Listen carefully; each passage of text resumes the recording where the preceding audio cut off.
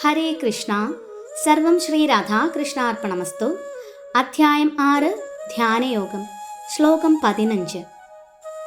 യുഞ്ജന്നേവം സദാത്മാനം യോഗി നിയതമാനസഃ ശാന്തിം നിർവാണ പരമാം മത്സംസ്ഥാമധിഗച്ഛതി. വിവർത്തനം. ഇങ്ങനെ മനസ്സ്, ശരീരം, പ്രവർത്തനങ്ങൾ എന്നിവകളെ നിരന്തരം ചൊൽപ്പടിയിൽ നിർത്തിക്കൊണ്ട് ആത്മനിയന്ത്രണം സാധിച്ച അതീന്ദ്രിയജ്ഞാനി ഭൗതിക ജീവിതത്തെ അതിക്രമിച്ച് ദൈവസാമ്രാജ്യം അഥവാ കൃഷ്ണപദം പോകുന്നു. ഭാവാർത്ഥം.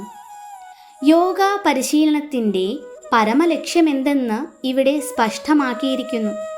ഭൗതികമായി ഒന്നും നേടാൻ വേണ്ടിയുള്ളതല്ല യോഗചര്യ.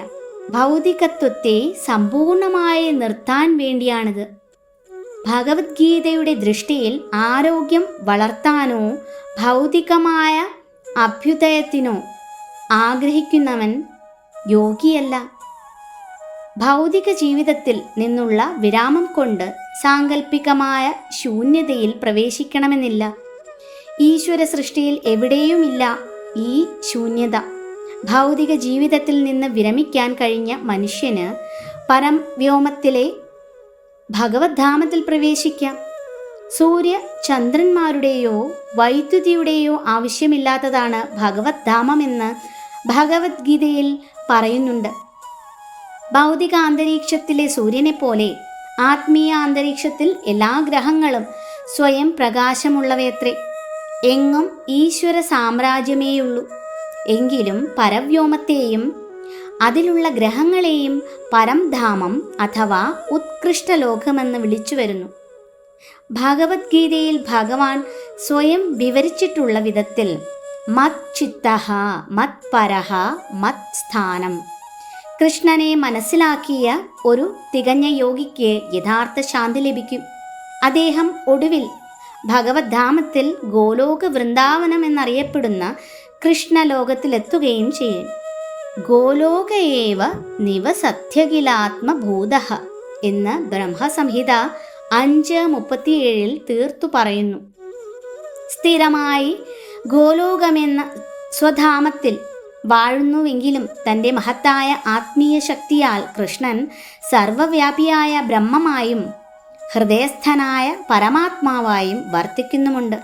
കൃഷ്ണനെയും അവിടുത്തെ പരിപൂർണ രൂപവിസ്തരണമായ വിഷ്ണുവിനെയും ശരിക്കും മനസ്സിലാക്കാതെ ആർക്കും ആത്മീയ അന്തരീക്ഷത്തിൽ അഥവാ വൈകുണ്ഠത്തിൽ ഗോലോകമെന്ന ശാശ്വതമായ ഭഗവത്ധാമം പോകാൻ സാധിക്കുകയില്ല.